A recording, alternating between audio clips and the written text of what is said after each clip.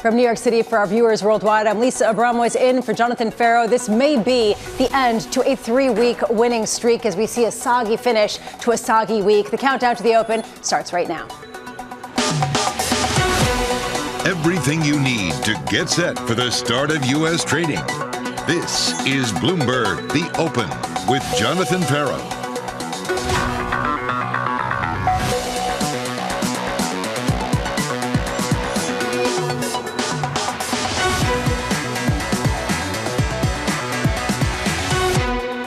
Coming up, global stocks head for their biggest weekly decline in 3 months. Bonds getting a boost on weak manufacturing data and growing recession angst. As central banks sustain their rate hiking campaigns, we begin with the big issue. What a difference a week makes. Surprise. Central banks have had to come back to the table. This is clearly a hawkish tone from the UK and from Norway. Fed, ECB, and Bank of Canada. Inflation continues in Western economies. We're facing still globally a serious inflation problem. Core inflation remains quite high. Central banks feel compelled to attack that aggressively. There could be a lot more momentum left in the hawkish cycle. Clearly, rates have to go higher from here. Narrative this morning is more about a slowdown. A sort of slowdown phase. We are currently positioned defensively. The monetary tightening will trigger recessions. These central banks around the world have to continue to tighten. There's still more to go. We supposedly had moved on from the Fed, and yet here we are. Joining us now, Peter Shear of Academy Securities and Crossmark's Victoria Fernandez.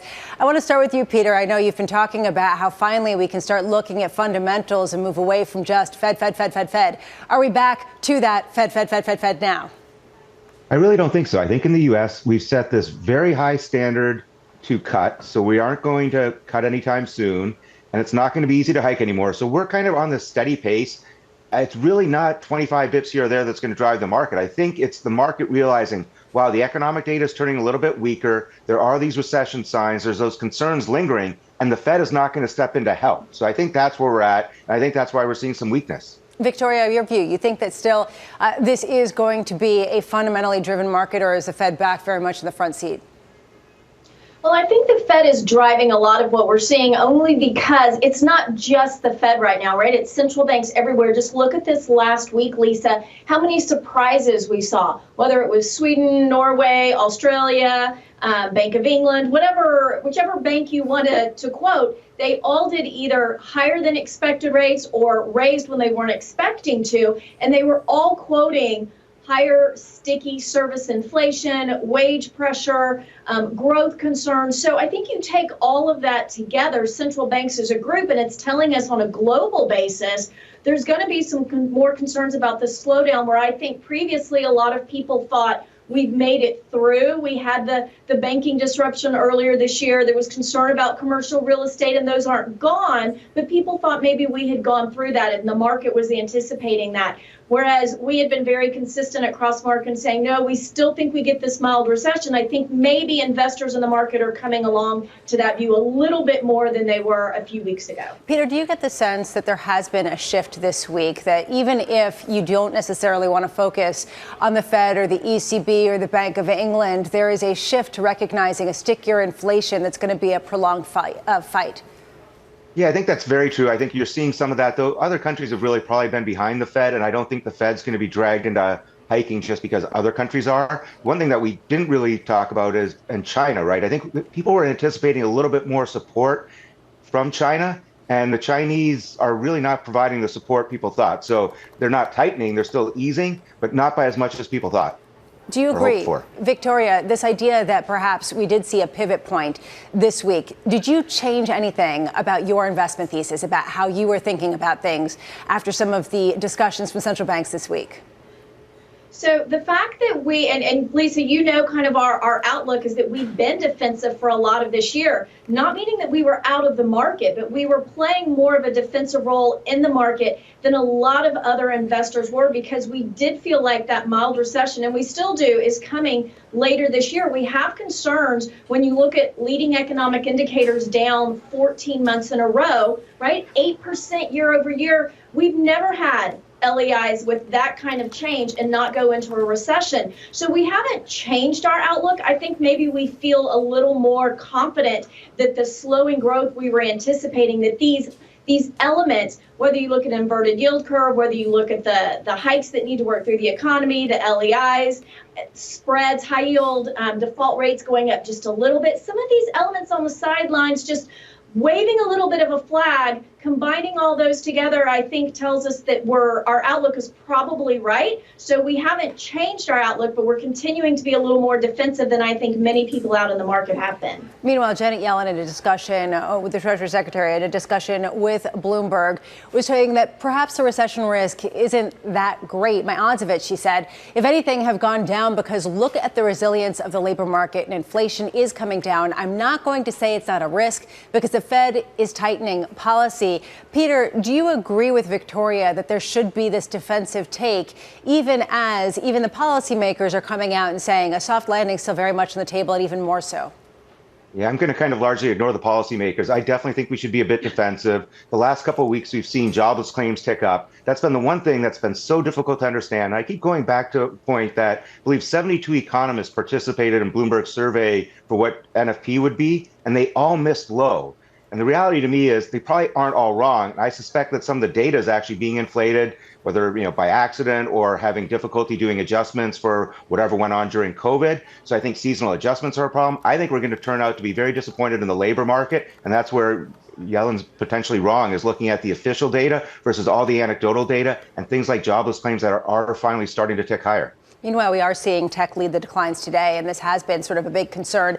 We saw Bank of America highlight that investors are fleeing tech stocks the most in about 10 weeks, talking about how perhaps people are waking up to the baby bubble. Peter, do you think that there is some legs to this sell-off that we're seeing in certain tech names? Yeah, I think there is. I think we saw this, rapid move to the upside. We saw a lot of shorts get chased out of the market. You've seen VIX come down. You saw a lot of sentiment surveys turn fairly bullish. And yes, there's this AI story. Academy hosted a webinar on it yesterday, but it's going to be a little bit hard to figure out how much spending gets done, how it gets done over time, who benefits. So I think we follow this market up, and now there's going to be some selling pressure. And you look at some of the market caps that were added in the past month or so, they are massive market caps, so I think there is room for this to fall. Victoria, you agree? Yeah, I mean, look, we obviously have had a huge run up in some of those names, as Peter mentioned. So there's nothing wrong with taking a little bit off the table. And I think as you approach quarter end, you probably have quite a few portfolio managers out there saying, look, we've had some good gains here. We're not sure exactly what's going to happen going forward. Let's take some of this off the table, find some other areas in the market that we can go into. And you can stay in tech. I mean, we've added to names like VMware. So you can stay in tech, but you don't have to be in necessarily those AI names specifically that maybe have gotten to that overbought condition that a lot of people are talking about. Meanwhile, we did get a novel solution to try to solve inflation from Bank of England's Andrew Bailey, talking over the past couple of hours about what his prescription is to bring down inflation. Take a listen. We have to get inflation back to target. We have to have price stability. And we've raised interest rates to do that. The economy has been more resilient. It's been stronger. We've got very low unemployment, but it is leaving us with inflation looking much more persistent. We think inflation is going to come down markedly this year, but there are signs of it being more persistent. And I thought it was right that we took this action. Peter, do you think that that's really the question here? He was talking about how just workers need to stop asking for such wage increases, and that's a big problem. And that also you need to see businesses just accepting lower profits. Is that a reality of how we're going to solve the inflation problem? I think it's going to be the consumer starts getting tapped out. The consumer stops reaching, stops spending. People are going to have to adjust to that. Again, it's only probably less than 10 years ago that Janet Yellen herself said deflation's the biggest problem. So I think especially at England, there's a political element. Everyone's trying to calm the people down. So they're saying a lot of things that I'm not even sure how much they believe. I think we're seeing deflationary pressures in many respects. It's going to balance out. These things take time. You see ebbs and flows. So I'm not particularly worried about inflation, and I think they're overreacting to this concept of sticky inflation. I think that's going to as well dissipate over time. And this is the tension we've been feeling, particularly Atlanta Fed President Raphael Bostic, who is talking this morning about some of these issues. Peter Scheer, Victoria Fernandez, both of you are sticking with us. We do hear from a number of other Fed speakers coming up over the next couple of hours, with more still to come before Monday. Here to break it all down, of course, is our own Michael McKee. Mike, what are we expecting? Well, Lisa, last Friday we said let's play a game of fun with shapes, and so we're back to do that again for our Friday gaming outlook. This was the chart I showed last week of interest rate probabilities for Fed funds futures. And you can see that there was an increase of one time and a decrease of one time, leave us back where we were. Now we've heard from Jay Powell twice and a number of other Fed officials. Where are we now? Well, the thing has hardly changed at all. So basically, we're looking at the same kind of market, which means that the Fed hasn't changed anybody's minds. And I think that's kind of where they want to be at this point. You look at the sorting hat. We've started a preliminary sorting hat for July. And most of the people who've spoken so far, Lisa, have said we are likely to raise rates. Only Raphael Bostic, as you mentioned, has come out and said we should hold at the moment. Austin Goolsbee, another dove, says he doesn't know. It's still a close call. So the betting would be for a July move, but they are data dependent. So what do we got coming up? We've got two more Jay Powell appearances in the coming week. How much Powell can the markets take at this point? He is going to Sintra, the ECB's version of Jackson Hole, which is basically him and his peeps talking, and we'll see if they say anything about their future plans. And then skip ahead, there's a couple other speakers, but on Friday, we get the PCE price index. July 7th, we get June jobs, and July 12th, CPI. That's not a lot of data to change anybody's mind unless there's some huge outliers. And so it looks like the group piling up on the raised rates in July side is going to need a lot of convincing. And we may not get it from what we have between now and July 26th. Great brief, Mike. Thank you so much. Take a look right now at the stocks, and we do see softness. Let's get a sense of what specifics are going on. Abigail Doolittle joining us now for more. Abby, what's moving? Well, you know, Lisa, it is interesting because we do have the futures down fairly sharply at this point. The NASDAQ 100 underperforming, down more than 1%, having to do with big tech. Tesla is an example of the tech heavyweights under pressure, having a lot of the AI air, quote unquote, air coming out to some degree. CarMax, though, is a bright spot, up 6.6%. Massive beat, earnings by 79% for $1.44. In adjusted earnings, they beat sales by 3% for $7.7 billion. They sold the most amount of used cars in 4 quarters. So again, a bright spot. But take a look at another big tech laggard. Microsoft not down for a particular reason, down 1.4%. But one reason, Lisa, could be the fact that the stock on the year up more than 40%. The year's not even halfway through. Investors probably taking some chips off the table, profits. And that seems to be a theme, at least so far, heading into the open. Abigail, thank you so much. Coming up, all eyes on the banking sector as the Fed is set to release its stress test results next week. The capital requirements will be very, very skewed to the 8 largest banks, the G-SIBs. That conversation coming up next. We have about 17 and a half minutes before the open. This is Bloomberg.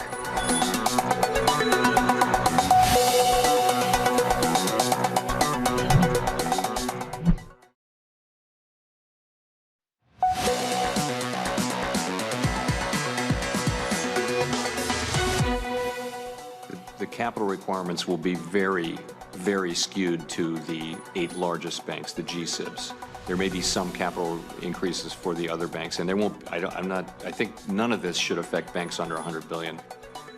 Chair Powell responding to a number of members of the Senate Banking Committee saying that Wall Street's biggest banks will bear the brunt of the regulatory increased capital requirements. This actually was probably expected, but his remarks coming just as the Fed is set to release on Wednesday the results of its annual bank stress tests, likely to be closely watched, particularly after this year's earlier bank failures. Joining us now to discuss is Sonali Basak. Sonali, what are we expecting to learn from these stress tests and the follow-on in terms of what it means for regulatory capital? Yeah, we know the direction of travel, Lisa, as you heard from Jay Powell there, that the direction of travel is stricter over the longer period of time. But listen, this time around, there's a few things to look out for. One of those things being that the stress tests themselves are tougher. That peak annualized quarterly GDP decline is like double what you saw last year. So much stricter when it comes to the actual scenario itself. Now, remember, there's also this concern here that so much of this is so so backward looking.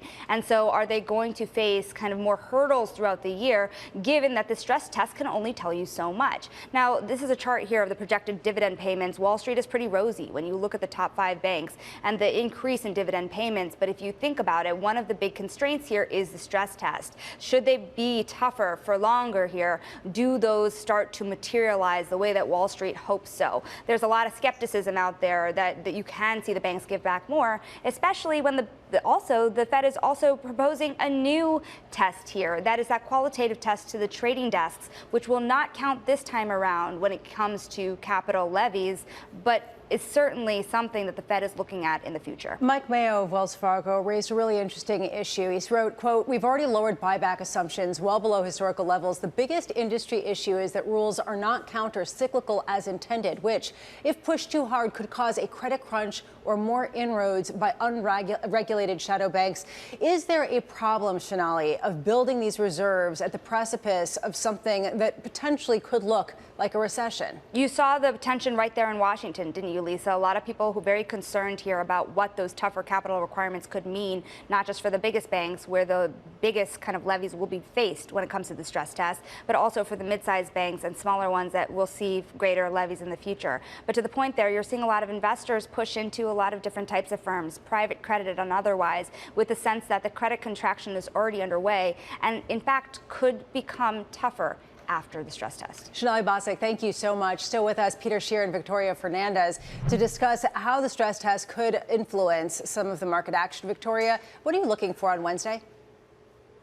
Well, it's interesting when we think back to the conversation around Silicon Valley Bank and First Republic and what would have happened if they had been doing the stress test for them. And they said the banks would have passed. So you knew at some point we were going to have to come and get tighter and tougher stress tests. So yes, we anticipated that was probably going to happen. I don't think that's a big surprise for anyone. It does make you start to wonder on the big banks, what are those balance sheets going to look like? How much are they going to have to either keep in cash or, again, put in some short-term elements in there? And what does that mean if rates continue to go higher? So I think there's a lot of questions around it. We expect to have tighter conditions come out of it.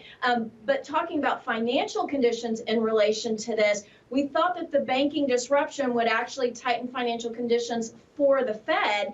And what we've seen is that happened initially, but that has already been pulled back somewhat in easier conditions as we realize that was not a huge contagion effect. So we'll see the effects that come out of this. I don't think we'll see anything immediate, but as the year goes on and banks start to shift their balance sheets, we'll see how that affects their net interest margins and other elements. Peter, do you think that the financial crisis or the financial hiccup is over, or do you think that we will see the beginnings of something more protracted? I'm still worried about where commercial real estate sits on portfolios, what the balance sheets look like. I think it's going to be protracted. I don't think it's going to be deep. It's not going to affect everyone. I do think this policy is incredibly reactionary. At some level, this was a really simple thing. Bank deposits went from 13 trillion to 18 trillion, so $5 trillion growth in a 2-year space during ZIRP. So there was nothing good to invest in. Some banks, particularly the large banks, that maybe only increased their deposits by 10, 20%. So it wasn't massive. Silicon Valley Bank, on the other hand, grew by multiples. So they had all these huge inflows of assets at the time where there was nothing good to buy. So the deposits had to go somewhere. And then some managers made bad decisions. They bought a lot of long-dated treasuries. They did things wrong. So I think this was way more isolated than what the Fed is now trying to respond to. And I think that's going to be a mistake. It's a potential drag for no good reason. I think you're going to see banks get forced to issue a bit more debt. It's going to drag up their cost of funds. And to me, it's all very reactionary, much easier explained by anything else. And we should be spending time trying to figure out a little bit more what really is in the commercial real estate side, the things that are harder to value, and what sort of stress we want to do there, and whether it's valid or not.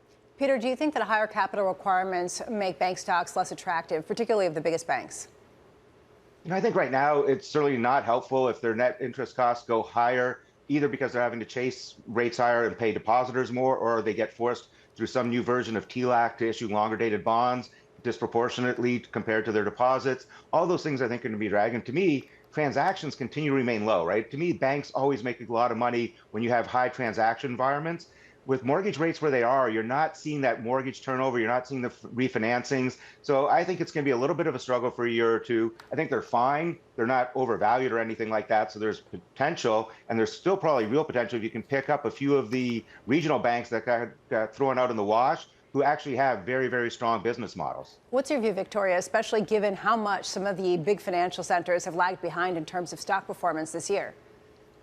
Yeah, financials were actually one of the sectors that we thought were going to do really well this year. And they've just been hit so hard, especially following everything that happened back in March and April. But I think we have to look at lending, too. When we talk about are they going to have higher capital requirements? What is that going to mean in terms of lending? What is that going to mean in terms of their margins going forward? And that's where bank earnings could get hit again going into the second half of this year. We've liked the financial sector. We've liked the balance sheets of these big banks. I think you look at a JP Morgan, a Bank America. These are good banks. They're good companies with good business models. They have good management teams that are there. So you don't want to see regulation come in and really shift that tide for them. But it looks like we might get a little bit of that. We have to watch lending. If lending continues to grow, then I think they can be okay after this. But we'll definitely be hearing what they say in their earnings going forward. Peter, what do you think in terms of the consumer lending that we've seen, the card usage that's been kind of exploding upward? Do you think that that is sustainable and a good business model at a time of potentially turbulence economically? Just before this segment, I was checking out delinquencies. They're all creeping higher. They're still low by historical standards, but you're starting to see whether it's autos, some credit cards, they're creeping back up, and in some places maybe are a little bit higher than average past. Nothing alarming, but I'm a little bit worried there. And I think the other big question is not just banks' willingness to lend, but what's going to happen to the demand side of it. I think we're seeing a little bit on the corporate side. There may be less demand for corporations to borrow, less demand from real estate to borrow. So that could be a problem of slowing the economy, not just banks making it more difficult to borrow, but companies deciding the business environment's not conducive to levering up. Peter Scheer, Victoria Fernandez, both of you, thank you so much for taking the time this morning. Happy Friday. Have a wonderful weekend. Coming up, the morning calls, and later, Aaron Kennan of Clear Harbor Asset Management joining us around the bell as we do head into the first weekly loss in a month. We will be parsing out where the winners and losers are. This is Bloomberg.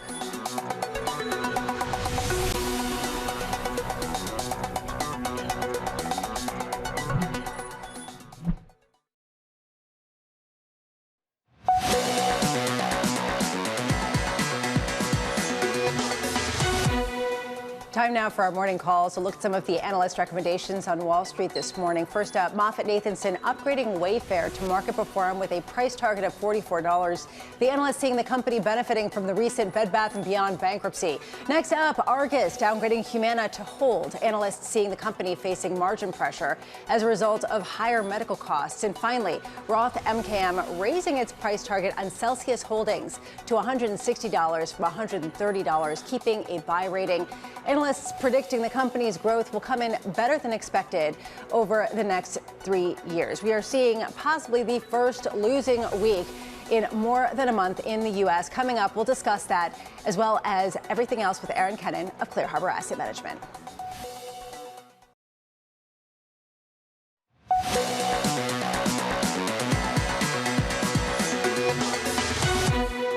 25 seconds to the open, and we are looking at puppies on the NYSE. Right now, we are seeing a lower tone to markets across the board, possibly the first weekly loss on the S&P going back 6 weeks as we contemplate what it means to have higher rates for longer. Down 0.9%. The NASDAQ down more, 1.1%. And over in the yield space, you could see people recalibrating to recession. Yields lower, 10-year yields 3.69%.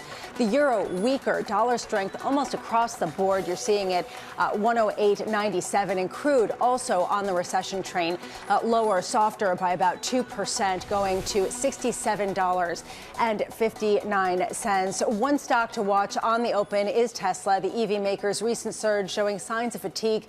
Analysts starting to raise red flags, saying investors are too optimistic about Tesla's AI credentials. Bloomberg's Alex Webb has more. Alex, the bloom is off the rose or just a momentary blip? Look, it's been, from a technical standpoint, overbought pretty much for the entirety of this month. We saw something of a correction on Wednesday, but then the stock traded up again yesterday. We've seen previously when it's traded in these realms previously that it has come ahead of quite a substantial correction. The fascinating thing about the AI story at Tesla, it really focuses on its autonomous driving capabilities. And of course, they have something resembling a self-driving product on the road. It's really advanced cruise control for freeways.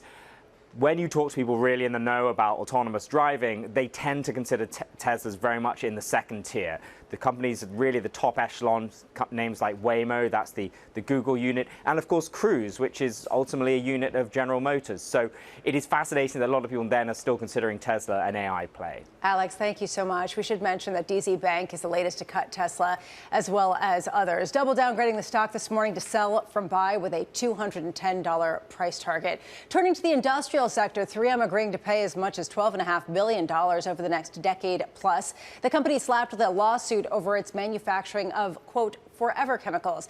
Abigail Doolittle is back with us for more. Abby. This is a really interesting story, Lisa, because this company has a lot of litigation hanging over it. So this one piece is now being resolved. We reported earlier this month that they had agreed to pay, in theory, $10 billion to resolve this situation with PFAS, the chemicals used in the foams that help put out fires. Now we are hearing that they are agreeing to pay between $10.5 billion to $12.5 billion. Ultimately, the amount will have to do with how much PFAS are found in water supplies that have not been checked. These basically are municipalities that have been suing the company, and successfully at this point. But they have other litigation, as I mentioned. So analysts are happy, are saying that there's a little bit of a relief that this piece has come out, but they also have a lot of litigation having to do with their earplugs. So more overhang relative to litigation hangs over the company, and that's probably why the stock, off of its highs at one point up more than 3%, right now up just 1%, and it's still down 60% from its peak on the year. Lisa, this stock down about 15%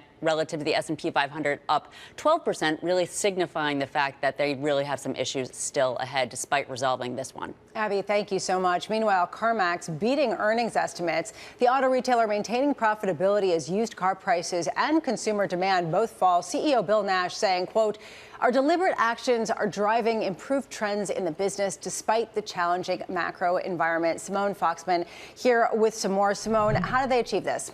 Yeah, Nash also saying on the conference call that the industry is obviously still depressed, but analysts think that CarMax has done a good job and may even be gaining share on some of its rivals, including struggling online-only retailer Carvana. Metrics coming in widely across the board ahead of expectations. Earnings per share $1.44 versus estimates of just 80 cents. Used vehicle sales still down 14%, but there was some improvement on costs as well. Again, the concerns about the auto industry still very real. Prices have fallen. There are affordability concerns, tighter lending standards.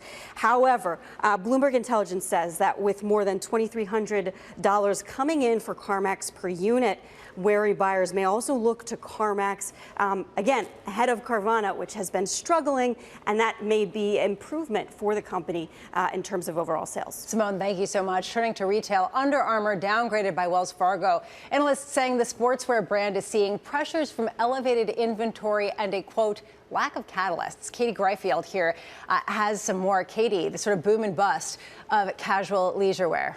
Definitely a little bit of a bust going on in the shares this morning, currently off by almost 5% on the heels of that downgrade by Wells Fargo to equal weight from overweight. They also lowered the price target to about $8. Currently, we're around $7. And the big reasons why are, like you mentioned, we have elevated inventory. That's been an industry-wide issue. There's also Under Armour's outsized wholesale exposure to North America. And while Wells Fargo still thinks that Under Armour's 2024 EPS guidance is, quote, reasonable, there's risk to the top line due to the demand dynamics in North America, and also that the wholesale channel there will likely drag on revenue growth. So you add that all together, and Wells Fargo thinks that Under Armour shares will probably be range bound for the next 6 to 12 months, Lisa. Katie, thank you so much. It's hard to imagine being in the retail industry with the booms and the busts in the post-pandemic reality. Meanwhile, real question around who the leadership is going to be and whether it can continue to be big tech. Clear Harbor's Aaron Kennan sounding the alarm on the narrow leadership in the stock market, writing, quote, equity market returns returns mask the tepid performance of the broader market. 80% of the S&P 500 return has been driven by 7 stocks. As of the close on June 21st, 217 of the S&P 500 companies are down on the year, with 5 of the 11 S&P 500 sectors flat to negative. Aaron Kennan joining us now. Aaron, how do you know what is the appropriate valuation and the balance in a market that maybe is trying to right-size itself this morning, but certainly has seemed lopsided up to this point? Yeah, thanks, Lisa. It's certainly a challenging moment to try to assess it all, but the top-heaviness of the U.S. equity market certainly is a point of caution for us. The fact that we're starting to see economic data deteriorate on the margin with forward earnings multiples on the S&P, I call it 20 times, doesn't leave a lot of room for error. And then you sort of pivot to the other major asset class, fixed income, and that looks reasonably attractive relative to both nominal historical perspective. We haven't seen rates this high since pre-great financial recession of 08-09. And if you look at the yield to maturity relative to long-term inflation expectations, that asset class looks quite attractive. Keep in mind, though, we are, heavily allocated to equity. So I want to sort of make sure that my comments are somewhat measured. Well, but if you're heavily allocated to equities, where? If you see possibly this lopsided nature of the gains being overplayed, do you avoid big tech? Do you stick with it? Is it a momentum trade that has legs? Well, I think it's important to note that we're long-term investors, and so sort of the fickleness of the market in the near term and maybe the slight sort of elevation in valuations is while something we're focused on. We recognize that it's very difficult to pick tops and bottoms. But with that said, we think that there are some really interesting opportunities within the U.S. equity market. And we think there are some interesting opportunities if you look at the valuation of the European equity market and you look at the possibility, fingers crossed, that maybe the war in Ukraine subsides and perhaps there's some closure on that within the next 12 months. You're going to have European industrial behemoths in Ukraine rebuilding, and that should be a tailwind for Europe, not to mention consumer and business confidence rising on the heels of a catalyst like that. And then, of course, Japan is, for us, becoming a more interesting region to just modestly tilt overweight, given some of the regulatory nudging that's happening there, the cheapness of that market generally, the focus on return on invested capital there, and ultimately what that leads to is higher dividend payments by management to shareholders, shareholder repurchases, and even maybe more M&A activity. So Japan looks sort of interesting. And then technically, we're moving back up towards that level last seen in 1989 of 39,000 on the Nikkei. Looks sort of like an interesting moment to be allocating incrementally more dollars into that country. A lot of people agreed with you on the Japan point, but also on the European point earlier this year. There was a big flood of cash into the European market, seeing some potential growth and a later cycle in terms of the ECB's fighting of inflation. That tone has shifted over the past few weeks, especially with the PMI data that we got out of Europe, out of Germany, out of France in particular. Does that change your view?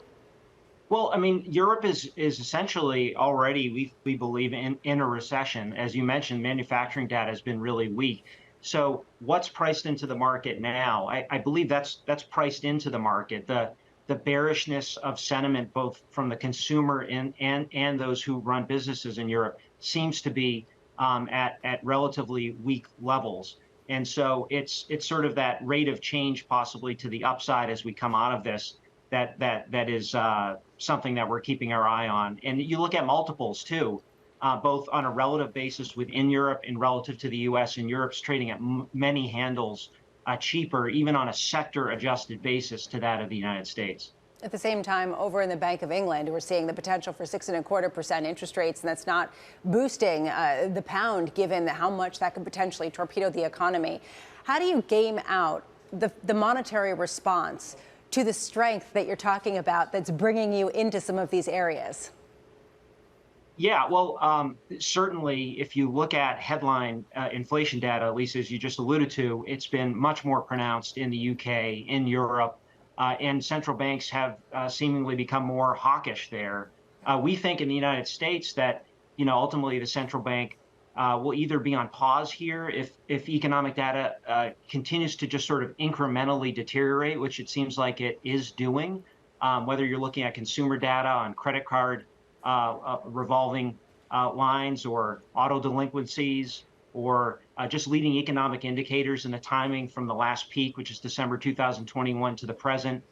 We think, and jobless claims even yesterday and over the last several weeks, we ultimately think that this is leading to where the Fed expects the economy to trend, which is softer, slower growth, slightly higher unemployment, move headline inflation from 9% to 4%, like we have just over the last year, from 4 maybe to 2.5 over the next year, would be quite an accomplishment. But I think it requires weaker employment and slower growth. What's your biggest reassessment as we head toward the second half of the year? How much are you rethinking any of your theses from earlier in the year? Well, one thing that, sort of conceptually we're thinking about is the idea that whether we go into a recession or not at a GDP headline level is to the degree to which we've really been in a bunch of rolling recessions, Lisa, and that gives us an opportunity to invest in things that maybe haven't performed well, even though markets are back sort of in a almost bullish phase, not this morning, but over, from a year-to-date basis. I mean, we've been within the last year and a half in an advertisement recession. We've been in a retail recession. We've been in a transport now recession. Manufacturing is super weak, home and abroad. And there are components of tech that were in a recession in 2022 that are now out of a recession. So I think it's the mindfulness that we're keeping in our investment committee around that breeds opportunity for us to take advantage, even in a market that looks like it may be peaking out here, at least for the time being. Aaron Kennan, you're sticking with us. Coming up, global central banks very much in focus. Take a listen. We've got to get, and we will get, inflation back to its target. To do that, I have to be clear, and we expect inflation to come down this year. What does it take, though, to achieve that? That conversation coming up next. This is Bloomberg.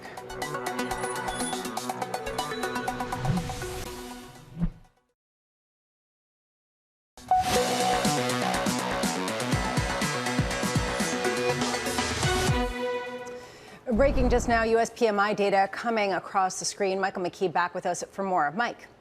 Well, Lisa, it has been a disappointing day for sentiment indicators, particularly in Europe, but the U.S. has now joined that negative parade with the S&P Global Manufacturing and Services PMIs out. Services at 54.1, down from 54.9. The real drop is in the manufacturing PMI to 46.3 from 48.4. That's the lowest since last December. And the composite comes in at 53. It was 54.3. And as I mentioned, in Europe, things looking pretty bad this morning with manufacturing and services PMIs dropping for all of the major economies there. The manufacturing numbers are all in basically the mid to low 40s. So you're looking at numbers that are pretty disappointing in terms of the outlook when everybody thought things were getting a little bit better.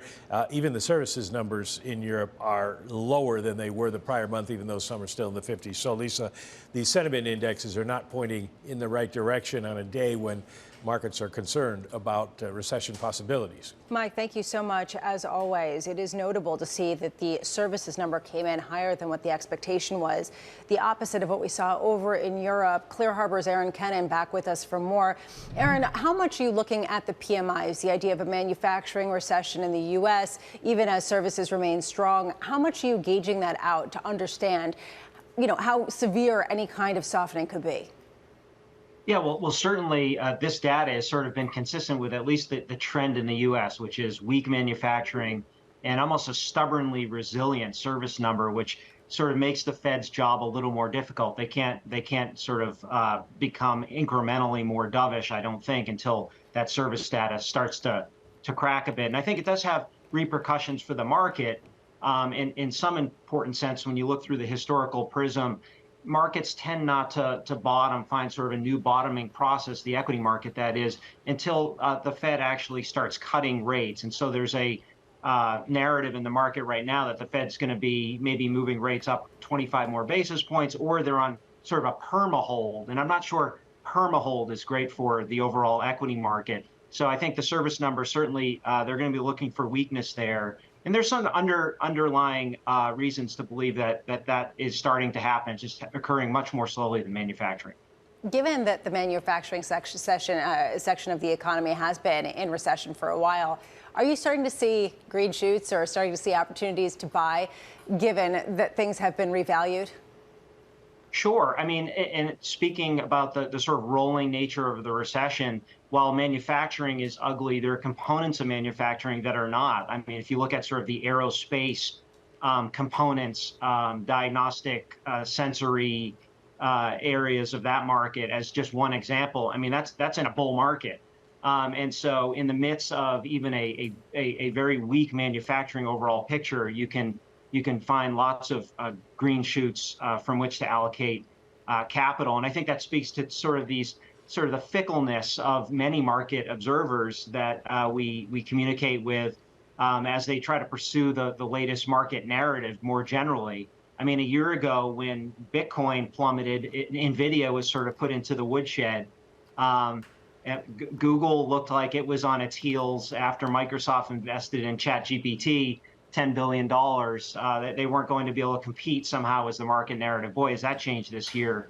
A year or so ago, it was Meta in front of Congress, where there are going to be significant regulatory crackdowns on some of their privacy rules, and Meta's revenues are shooting back up again, and their stock is on fire. We thought in a post-COVID world, Amazon was going to trend significantly downward because no one would order to the degree that they did during COVID, and those boxes coming to our doors was sort of a symbol of Amazon on the heels. Anyway, the point being is that these narratives come and go. We try to keep our eyes on the ball of investment, on price, on asset allocation, risk management for our clients. Aaron Kennan, thank you so much, as always, for your time. And we are looking very much at diverging stories in the U.S. and elsewhere. The Fed may be pausing. Central banks around the world aren't. Certainly, the Bank of England yesterday surprised with its 50 basis point hike as weak Eurozone activity data this morning renews recession fears. Joining us now is Bloomberg's Enda Curran. Enda, how different are the inflation stories in the U.S., in the UK, in the European region? Well, the UK certainly seems to be a standout. Inflation there of 8-odd%, well outside the target, not heading in the correct direction, Lisa. As you know, of course, headline inflation in the US has been heading in the right direction. But like Europe, the stickiness now is in the core services areas in both Europe and the US. Maybe Europe is a vulnerability to the energy story there, some concerns over that. Of course, on the US side, as you well know, some of the services sectors like maybe car prices, auto insurance, areas like that seem to be stickiness. But the UK is certainly the standout. I think the broad point, though, is even though inflation is heading in the right direction for most of the advanced economies, it's still not low enough or still not close enough to the comfort zone that central banks can stop raising interest rates. We've seen this around the world. Australia went on pause. They hiked again. Bank of England did a shock jumbo hike. ECB warning of more hikes. The Fed talking they may yet have to hike again going forward. I think the key point is that the central bank rate hiking cycle isn't over. And I think most people thought, at least by this time of the year, heading into the second half, it would certainly be close to being over by now, but it's not. And how have the comments from Andrew Bailey been taken since he's been saying workers just shouldn't ask for such high wages? Obviously, comments like that can't go down well in an environment where, of course, families and workers, Lisa, are facing rising prices across the board. Of course, officials will always say they're open to being misinterpreted, but the end result is there's a lot of scrutiny on what companies are doing with profits and what companies are doing with prices right now. There's a very, very rich academic debate underway about the role of that in inflation. There are those, of course, as well who say, listen, inflation is on track. It's heading in the right direction on a headline basis. It's coming off. It's just some of these core services sectors now that will probably come off in the second half of the year. And by the time the year ends, the optimism is that inflation will be much closer to targets. And thank you so much. And of course, we did see Andrew Bailey repeat some of the sentiment that we'd heard earlier from Hugh Pill. Just taking a look right now at a market that is softer, the first potential weekly loss going back to just 6 months here, 6 weeks, I should say, as people imagine what could happen with central banks raising rates much quicker than expected. Coming up, we're going to talk about what you need to be looking for in the day and the week ahead. From New York, this is Bloomberg.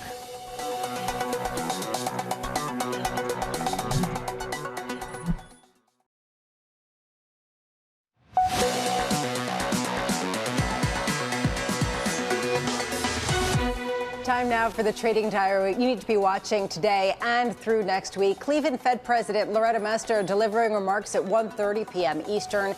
U.S. new home sales and consumer confidence both coming on Tuesday. The Fed will unveil results of its bank stress tests on Wednesday, and central bank heads will speak at the ECB forum in Sintra, which will be following closely. We'll also round out the week Thursday with U.S. GDP and jobless claims. Today, the word from central banks globally has been heard loud and clear, lower about 26 minutes into the trading day. You can see the S&P solidly lower, 0.7% decline. The Nasdaq down 1.25%, way ahead of the Russell 2000. This was Countdown to the Open. This is Bloomberg.